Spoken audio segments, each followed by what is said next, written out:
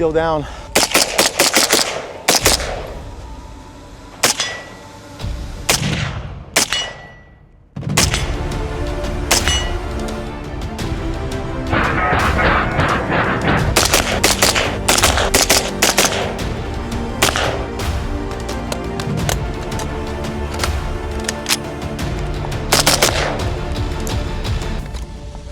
Thanks, bro.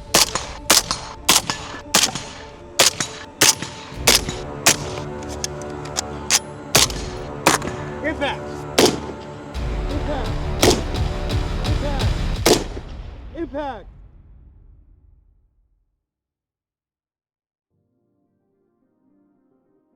What is happening, all of you sexy warriors out there? Welcome back to the channel. Today, we're gonna be talking about a gun that needs no introduction. It's known as the right arm of the free world. This is the 11-inch OSW from DS Arms, the FAL. We're gonna be covering the history, accuracy, reliability, the setup, and of course, we'll wrap it up with our final conclusions at the end. Let's get into it. Guys, I wanna take a moment to thank the biggest sponsor of the channel, which is Brownells. Bro code RDB10 will save you guys big over there. Head over to rangedaybro.com for the full list of discounts and affiliates on our discounts page, as well as our loadouts page, which this guy is featured on, so you can get all the affiliate links as well for all the parts and accessories we have on these rifles. Make sure you subscribe to our email list while you're over there. We also have merch over there, guys, so browse our t-shirts, and I really appreciate every single one of you for supporting the channel. Before we get into the history of the FAL, we first have to talk about our full disclosures. So what is my relationship to DS Arms? About 2 years ago when the NRA show was in Dallas, I visited the DS Arms booth and I saw this weapon right here and I absolutely fell in love. This rifle was sent to me. It was a factory SBR. I paid for my own tax stamp. I paid for all the attachments and all the accessories that you see on the rifle today. Now, obviously, while I'm grateful DS Arms sent me this rifle, it is not going to change anything about the review. As you'll see,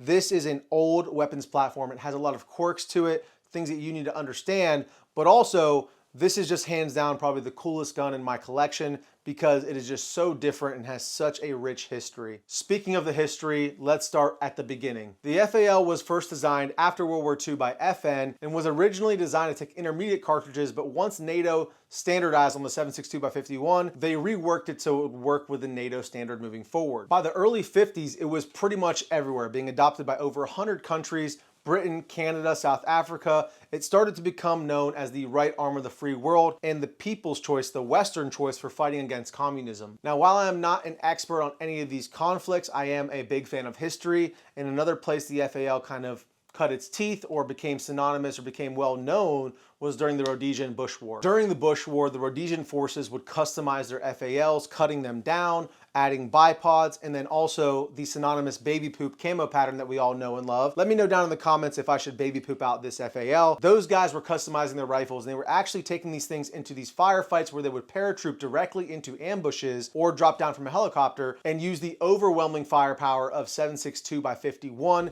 to overwhelm and defeat the guerrilla forces. They were known and loved by the Rhodesian troops for their reliability and firepower. Now you fast forward a few decades and DS Arms takes the same operating system that everybody knows and loves to be reliable and extremely durable. They shrink it down into an 11-inch platform, put a quad rail on it, put a folding stock on it like those paratroopers loved, and now you have a super small package that still packs the punch of 7.62 NATO, but it's much easier to transport in vehicles in tight spaces in close quarters battle. Even though this thing only has an 11-inch barrel, make no mistake, it is still capable out to 400 yards. So let's take a deeper dive and look into the specifics of what you can expect to get when you're going with a chopped down battle rifle like this. So the last thing you need to keep in mind as we go blast into acid and we talk about the quirks, the good and the bad as we go through this thing, is that this model of the FAL is not even available to my knowledge.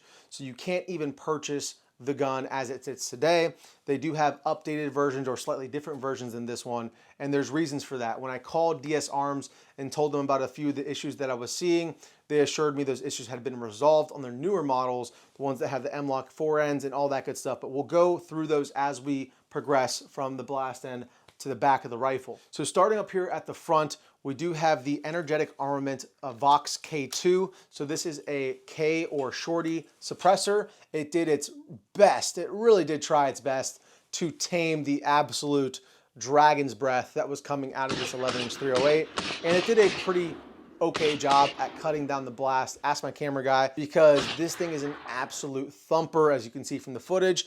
it did a pretty good job. There's absolutely no damage to the can whatsoever, even though we got this thing scorching hot while shooting it. The only issue, or the only change that you'll see stemming from an issue, was that the can was starting to back off. This barrel has a relatively small shoulder, so when we direct threaded this suppressor to the barrel itself with a standard direct thread adapter, the shoulder wasn't big enough and the can would start to rotate off as we got into the higher round counts and got the gun a lot hotter. Now, the way that we resolved that was with a reared end muzzle device, which I'm going to do this off camera because I think you can, but who knows, YouTube always likes to test you with what you can and can't do. As you can see, we have a reared end muzzle device and a PWS reared end compatible or Plan B compatible hub adapter in the back of the Vox K2. This suppressor is made from a C300, which is a nickel cobalt super alloy. They make rocket motor casings out of it. It is a super high heat resistant suppressor, so it's made for those heavier use cases. It's perfect for an 11-inch 308, and it handled the job very well. There's no damage to the can whatsoever. As you can see, it also fits the build perfectly.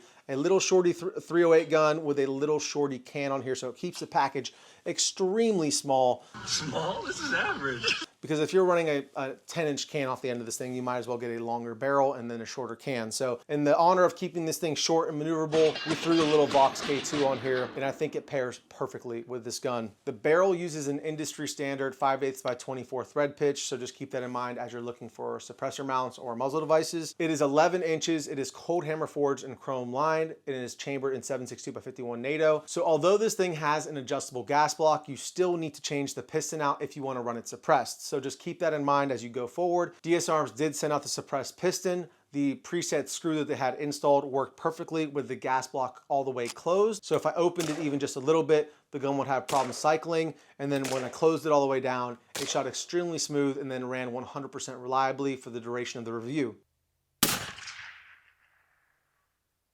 Ooh, first round impact, but I turned the gas. So adjusted the gas so you got a stovepipe. Now, during our review, we shot 500 rounds of 7.62 by 51 and 308. It was mostly accurized 308 ammunition, so it's very expensive. So if you guys do want to support the channel, it means a lot to me if you guys shop with my links. Save yourself some money and also support the channel at the same time. Now, the gas block has a front sight integrated into it, and that is where your gas settings are right here just behind it. The gas block itself is super easy to adjust without tools, so it's got detents in between each setting, which is really nice. You can hear it. They're not super clicky, but you can definitely feel them, and then it just stays where you want it to. It actually stays a little too good. When you start mag dumping this thing and burn off all the oil, it does get really hard to adjust, but I just put a little bit more oil on here, worked it back and forth, and it's back to being buttery smooth. It also has a cross bolt here, which is worth mentioning, actually walked loose and fell out during the review. I don't know when. I just noticed it the other day while we were in the studio, so I want to show you guys really quickly. Here's the cross bolt that I'm referring to right here, and as you can see, there's a nut that is missing there from the other side. There's the hex head, and so this side, I just noticed, oh, there's probably should be a little nut there holding that in place. When I spoke to DS Arms about this issue, they did tell me that is a typical place to add blue Loctite to, but me being a new FAL owner, not really knowing that, I had no clue I should have added Loctite to that. Otherwise, I definitely would have. They're gonna send out another little nut so that I can replace it and then go about my happy day. Now, as far as the accuracy goes out of this gun, we have to remember that the accuracy standards for battle rifles, especially in the 50s, was very different than what we consider an accurate rifle today. Now, even with that in mind, we were able to prone out with this thing with the atrocity of a 3.5 power ACOG and a massive center dot that was taking up pretty much the entire target area that I was aiming at. I was still able to achieve 2-inch groups at 100 yards. All right, guys, so we're down here at the targets from 100 yards. It looks like our best group was the Sierra 168 grain Federal Gold Medal Match King, Sierra Gold Medal Match King rather, which is no surprise. All my guns love this stuff. It does great. That's probably about a 1.5 to 1 3/4 inch group. Kind of what I was expecting with a battle rifle, especially with just a 3X ACOG on here. We did put some electrical tape over here to kind of get a more fine aiming point. But that dot in the center of this thing is probably, I have no idea, but probably like, looks like it's about 6 m away. It's probably 3. But anyways, it's really hard to get a fine aiming point. So I was aiming up here quite a bit. Did a couple 2-round groups to just confirm. That was another 5-round group right there with a Dallas reloading. This is a couple more groups as we were just sighting this thing in, but essentially you could expect 1.5 to 2 inch groups with this thing. I think that's a fair assumption, but again, for an 11-inch 308, that's gonna be all you really need for a battle rifle. Now, is that super impressive? No, not for modern standards, but for an 11-inch 308 battle rifle, that has an ACOG on it, and I barely had a cheek weld, which we'll talk about in a minute, I think that's pretty darn impressive. Now, not all the groups were 2 inches, obviously. It liked that ammo the best. Most groups were around 2.5 to 2 3/4 inch groups. But still, again, for the purposes of this rifle, the way it was designed and the use case for it, that is more than acceptable. Now, moving back from there to the handguard, we have a quad rail that I love aesthetically. It looks amazing, and we'll get into some of the quirks that we mentioned earlier because there's a few things you need to keep in mind. First one being the bottom rail is under-spec'd by modern standards. Now, what do I mean by that? I have a Troy vertical grip on here, and when I clamped it all the way down as tight as it would go, it was still jiggling around loose on the lower rail. It would get tight on the side rails and the top rail. I checked just in case, but I figured, hey, maybe the bottom rail is out of spec. And when I spoke to DS Arms, the reason for this is because back in the day when this thing was upgraded or updated from its previous iterations from the 50s, it was designed to mount a grenade launcher on the bottom rail. And apparently back in the day, everyone was making their rails a little undersized or on the smaller side of the spec in order for those threads on those grenade launchers to just get more bite. And that was what I was told. Now, how did I fix that? I just put a plastic bag up against the rail, shoved the handguard onto it, and tightened it down, and it's perfectly fine. So again, a little quirk that you can quickly get over because of how cool this thing is. The other thing that's a little bit harder to get over is all the play in the handguard, and I don't know if it's gonna come across on camera. Probably need to bring it up for you guys get a little bit of a closer look. But from day one, I noticed right away that there is some back and forth play in the handguard there. So you're definitely not gonna be able to hold a tight zero at least with a laser aiming module. Yes, I did try tightening down all 6 of these bolts here. I tightened them down as much as I could up until I felt like I was going to strip the screw out, and that did not work. Again, after talking to DS Arms, they said that that wasn't really a priority when they redesigned this thing because back in the DSA, yeah, of course they had lambs back then, but they weren't as prolific as they are today. And also people were just mounting them to plastic handguards, so the standards weren't quite as high for holding zero on the front of a rail. So that is why that's kind of the way it is. I am told on their newer M-LOK version handguards, that is no longer an issue. They are rock solid. So I look forward to being able to review one of those in the near future and tell you guys if that issue has been resolved. But it's important to note, just as this gun is probably not even sold in this current configuration any longer, it's also me trying to optimize a gun that was designed in the 50s and then redesigned slightly in the early 2000s to fit a modern 2025 role where it just doesn't really fit. It is still a super cool gun. It has its place. But again, these are just things to keep in mind for all of you guys who are like, hey, I really want to buy this thing and make it the modern day battle rifle. These are just things you're going to need to keep in mind. Now, if you're buying it just for a collector's sake or it looks awesome, that's probably the better reason to buy it. But then you don't really need to worry about that whatsoever. And we could also argue about laser aiming modules and passive aiming and active aiming. Obviously, this thing shoots massive fireballs, so it's probably not the best application for a night vision gun anyway, so I digress. So obviously when you cut the barrel down, you have to modify the gas system. So this is actually using the para-length short stroke gas piston system in this gun, which as I mentioned, with the adjustable gas block, with the suppressed piston and this can on it, ran phenomenally well, ran really smooth considering how big of a cartridge it's shooting and how small the gun is. Another really cool modernization that DS Arms did to the FAL platform was added a pick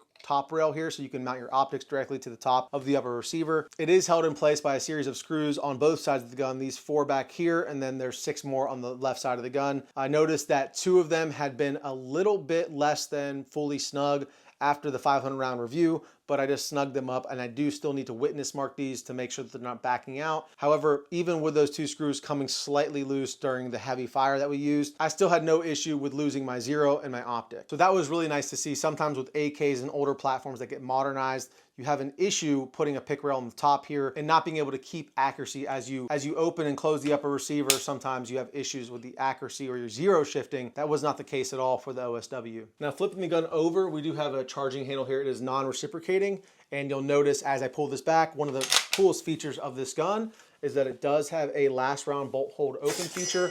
I absolutely love this. It also has an ambidextrous magazine release. But we don't want to breeze too quickly over the charging handle. Let's talk about it real quick. So as you can see, it glides very smoothly up and down the gun. You can lock it forward after the bolt's already locked to the rear, or you can pull it back and use it just like a charging handle, or you can let it go if the magazine is out, pull it back and let it go forward. The charging handle itself has this little nub on the outside. I kind of wish it didn't have. I wish it was just kind of a one surface area the whole way out, but when you grab it, your hand does have to kind of get a little close to the upper receiver. I'm told that's changing on the newer models, but overall, it's an absolute dream to use. It feels like, you feel like a gangster using a charging handle. And when you go to reload, it has this nice big open mag well over here on the, from the right-hand shooter side loading. So it's very easy to just funnel that thing in, rock and lock, and then get back to work. It also has an ambidextrous bolt release right here. So if you push this down, it'll send the bolt forward, which is awesome for a right-handed shooter. I really would love to see that be ambidextrous so I could lock the bolt to the rear, but it would be a cool feature to have since you already have it there. It'd be great to have that on the right side and be able to lock it open. Again, another feature I'm told is going to happen on the newer series of rifles. Now, as far as the magazines go, this is where another quirk kind of happened for us, and I'll show you guys the footage. We had a few issues where when we popped the magazine in quickly for a speed reload, it would pop the top round either up and cause a double feed, or it would pop it out completely up onto the top of the mag or pop it out of the ejection port. So a bit of a magazine issue. These are DS Arms 20 round magazines. They were brand new. They were sent with the rifle. However, I'm told by DS Arms, this is a brand new company they're working with. It takes a ton of work to make these magazines. So this was their first run. And so just be patient with them. That's why they're not selling these currently on their website. They're trying to refine their manufacturing process. So hopefully they get that figured out and they can come out with a better quality magazine. Even though these weren't horrible, it seemed to be just one or two of the mags that I had the issues with. The other issue that I had was during one scene, I was having my buddy Ian toss me a mag. So I had one round in the chamber, one round in the magazine, and for whatever reason, I'd pull the trigger and the bolt would lock back even though there was another round in the mag. Oh. There we go. I don't know why it locked back. There's another round in there. That was another weird issue that we had. It happened about 2 times, but outside of tuning the gas system and those few little quirks that we had with the magazines, this thing ran 100% reliably and we got it hot. If you've never actually mag dumped an 11-inch 308, let me tell you right now, it is a ton of fun, and this thing just kind of taunts you, just like a leader bike taunts you to go fast. This thing taunts you to shoot fast. Now, we already talked a little bit about the lower features, but we didn't talk about the trigger and the trigger guard here. This is one of my bigger complaints about this gun. Again, it's like a 100-year-old platform, so I don't give it too much crap, but the trigger guard is pretty small and pretty sharp. So as you're shooting it, that kind of little sharp edge right there does dig into your knuckle a little bit, and it's a pretty small, undersized trigger guard. The other thing is the trigger itself is, it's not great. It's just, that's the nicest way I can put it. We can ghost the trigger today together so you guys can see what I'm talking about. So while we're here, let's talk about the safety real quick. Safety itself, it's just very high up. It's not bad if you're in a low ready position. If you kind of turn the gun a little bit, it allows your thumb to kind of reach it. If it's straight up and down, it's harder to get to. But when I turn the gun a little bit, it's not bad. You can flick it on and come up on target pretty easily. But from the prone, it's impossible to reach. Just put it that way. Now the trigger, let's just show you guys the trigger real quick. You need to see exactly what I'm talking about. So here it is. There is a first stage, if you want to call it that. It's just very heavy, springy. We hit the wall and then break. Now it's making itself look good on camera. I'm telling you right now. When you're shooting long shots especially, not the best trigger, but it feels like about a 9-10 pound trigger. So there's the grit and a break.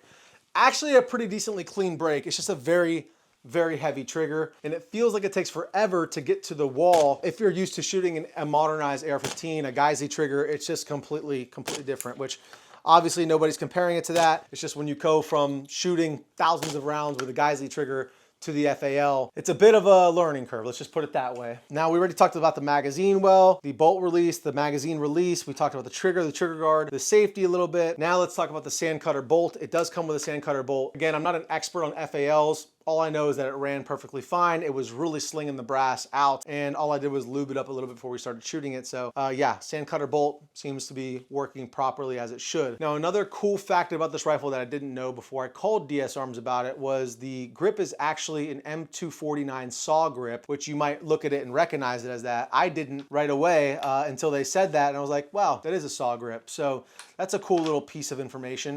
It's an actual saw grip. I don't know if it's made by FN or if they made them for FN, but it is indeed a saw grip, and I'm told on the newer versions they are going to be upgrading this. Although this grip does not have that much texture, it's a pretty aggressive grip angle, but overall, I actually don't hate it. Feels pretty good when you're standing or when you're proned out. It's not my favorite by any means, but it does kind of fit the charm of the rifle. I think it would look weird if you had like a K2 style grip on this thing, but that's just me. It has a built-in rear sight onto the lower receiver, and then there's your little little takedown bar right there. You just pull this thing back and it separates your upper from your lower, exposes your trigger components, all that good stuff in there. Snap it back together. So another thing about this rifle you notice is there's so many screws, and that's just how these guns were put together back in the day.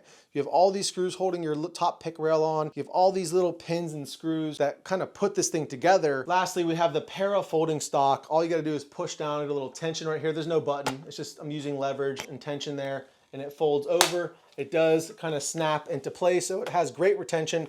It will not come out unless you push down on the bottom or you pull it out really hard, which I don't want to just damage it, but I just give it a little push on the bottom like so, and then it swings out, and then it locks into place very firmly. The downside to the para stock is that you have a very high cheek weld to top of the receiver height. So even though this ACOG mount is fairly low or standard height, you could say with the ADM QD, it's still pretty high and it's very hard to get a cheek weld. You get more of like a lower chin or jaw weld, and that's not the best for shooting long range. We did shoot this thing out to 450 yards. We were able to get accurate impacts on target when proned out with the bipod in the sandbag. One last thing to keep in mind is there is absolutely no padding on the back of this stock. I know someone's gonna be like, just grow a pair, dude. It's like, yeah, okay, cool. I will, I did, I shot it, but eventually my collarbone was just like, yeah, no, you're done shooting this thing. So I had to put a little piece of fabric in between me and the buttstock. Shooting proned out at an angle at a target up top, it was like the collarbone was just eating all the recoil, and it got a bit uncomfortable after a while. So that's just something else to keep in mind. Also, if you're buying scope mounts for this thing, make sure they're low, again, because the difference in the cheek height. I'm not aware of anyone who makes a cheek riser that is not like homemade for the para folding stock. That's something I need to look into, because I absolutely love the ACOG on here. It is a total vibe. So we talked about the history, we talked about the accuracy, reliability. Now we have to talk about the setup real quick. We already talked about the can up front. On the other side, we have a Surefire MD640 dual fuel light. It's just a white light with a tail cap, keeping it simple. We have the Troy vertical grip, which we mentioned already. A little Magpul sling loop on the top pick rail. We have a blue Force Gear Vickers AK sling here, which I really like. I think it pairs up with the green and the FAL perfectly well. And then we have the TA11, I believe it is, 3.5 power ACOG with the green horseshoe reticle on the ADM QD mount in FDE. And that's it. I wanted to keep it modernized, but relatively simple. So what is my conclusion? What are my final thoughts? Should you guys go out and pick up a shorty battle rifle like this FAL? And the answer is absolutely. It will make your testosterone go through the roof without a needle, because this thing is a blast to shoot. It is a money pit. You're gonna be burning money. You have to hate money to own one of these, but it is absolutely phenomenally fun. It is the coolest gun I currently own by leaps and bounds. It is unlike anything else that I have, not even close to being practically useful in a modern era. That's a joke. You could definitely do a lot of damage with one of these things. They're still in service all over the world, mostly in third world countries, but you know, and a lot of them from those older eras when they were issued, but they're still in service. And the FAL has a very special place in my heart. I remember using this thing playing Call of Duty, and I was like, man, I really want one of those. And luckily I live in the greatest country on the face of the planet, and I was able to actually get one, let alone have one sent to me. So talk about living the American dream. I love every single one of you guys. Thank you so much for staying to the end of the video. If you do want to support the channel, please go to rangedaybro.com, check out our discounts page, our loadouts page, sign up for our email list over there. Follow me on Rumble, follow me on X, like, comment, subscribe, all the things. Drink a lot of water, Christ is king, stay safe, stay dangerous, Range Day Bro, out.